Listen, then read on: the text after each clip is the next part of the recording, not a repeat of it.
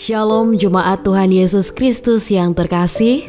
Dalam kebaktian Minggu Paskah tanggal 4 April 2021 mendatang, kita akan merayakan perjamuan kudus yang pertama sejak kita memasuki masa pandemik. Terkait hal tersebut, Majelis Jemaat GKI Sidoarjo membuat panduan tentang hal-hal yang perlu diperhatikan sebagai berikut. Yang pertama, sakramen perjamuan kudus Minggu Paskah akan diselenggarakan secara daring pada tanggal 4 April jam setengah 9 pagi. Kebaktian dengan pelayanan sakramen perjamuan kudus akan disiarkan secara live streaming melalui channel YouTube GKI Sidoarjo tanpa siaran ulang. Yang kedua, jemaat yang dapat mengikuti perjamuan kudus adalah anggota jemaat dan simpatisan yang sudah menerima CD dan anak-anak yang sudah dibaptis yang oleh inisiatif para orang tuanya dilibatkan untuk berpartisipasi menyambut sakramen perjamuan kudus. Yang ketiga, sakramen perjamuan kudus kali ini dilayankan dalam kondisi yang tidak ideal.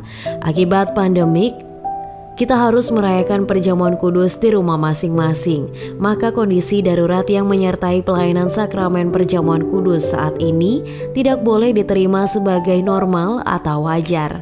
Karena itu, kita akan kembali pada pelayanan sakramen perjamuan kudus di gereja ketika syarat-syarat normatif kembalinya peribadahan di gedung gereja telah dipenuhi. Yang keempat, sebelum mengikuti perjamuan kudus online, jemaat diharapkan sudah mempersiapkan beberapa hal seperti memastikan bahwa roti dan anggur sudah siap tersedia. Roti dan anggur dapat digantikan dengan bahan makanan pokok yang lain seperti ubi, ketela, air teh, air putih, atau sirup untuk anak-anak. Majelis Jemaat menyediakan hosti dan anggur kemasan yang dapat diambil sendiri di kantor gereja atau didistribusikan melalui kelompok. Dan juga memastikan jaringan internet dalam kondisi yang baik.